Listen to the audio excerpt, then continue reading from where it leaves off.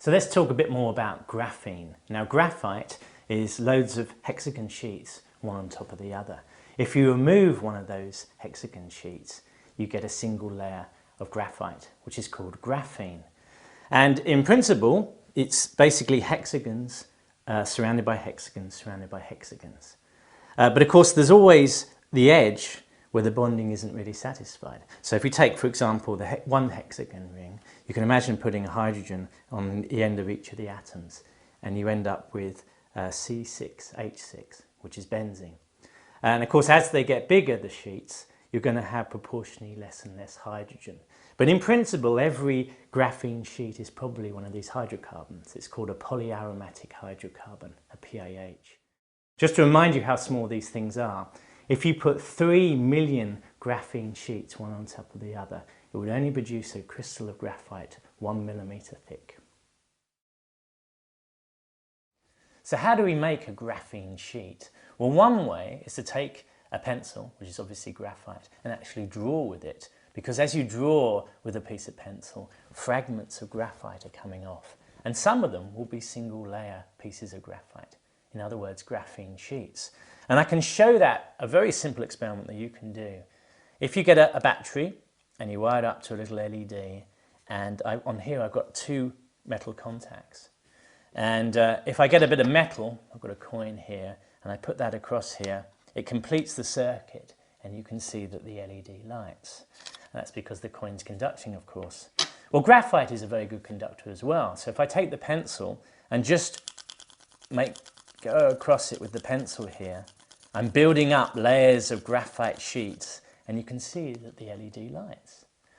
And so if I take a rubber, for example, I can rub out some of these graphite sheets, or I can use a bit of tape. Using the sticky side of the tape, I can remove lots of these layers, and you can see that the LED brightness goes down. And if I was very clever, and probably very lucky, I could probably get it so that there was just a few graphene sheets, and I could actually measure the electrical properties this way. And it sounds very primitive, and it is very primitive. But the actual researchers in the field didn't do anything that more complicated. What they did was they got a crystal of graphite, I've got one here, and with a bit of tape, you put that on the crystal, and actually you do this a few times to remove the impurities. There might be hydrogen and water and all sorts of stuff on the surface of the graphite. But once you've done that and you've cleaned it up, you take a fresh piece, put it on the crystal and pull it out.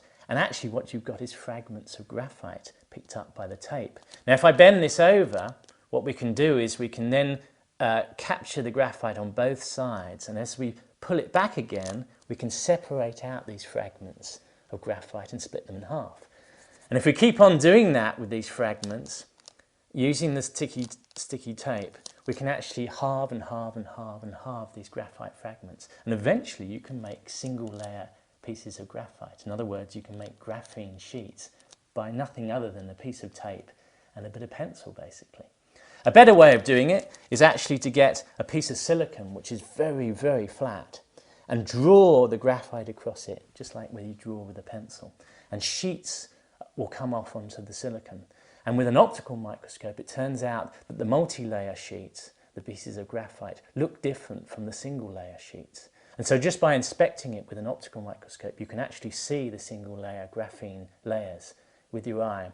And then you can obviously separate them out and start doing measurements. So it's incredibly simple to make a graphene sheet. So why is graphene so interesting? Why did it win a Nobel Prize in physics? Well, it turns out that it really is a two-dimensional material. Most things in nature are three-dimensional. And because it's two dimensions, it affects the properties of this material in ways that we're only just beginning to try and understand. For example, the electricity flows through the graphene sheet much faster than in any other material. So it's got the best electrical conductivity of any material in the world. So that's the first thing. Secondly, we can in principle make them smaller and smaller because they're perfectly crystalline. All the atoms are packed together in a regular array. We can make very, very small devices out of this. Because they're small, the electricity passes across them quickly, and because the electricity goes so quickly anyway, we're going to be able to make super fast computers or transistors with this stuff, which probably take very little power.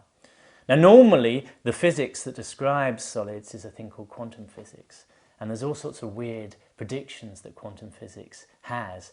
You can even have things called tunneling, particles tunneling through other particles. Because the electrons travel so fast in this material, we have to use a thing called relativistic quantum mechanics, or quantum electrodynamics, and that's an even weirder world than quantum mechanics. The particles, the electricity flowing through the material, are called Dirac particles, and antiparticles and particles can form spontaneously, and as a result there's a whole load of amazing predictions for this very simple, humble graphite sheet, which is promising amazing new things for the future. It really is an exciting material.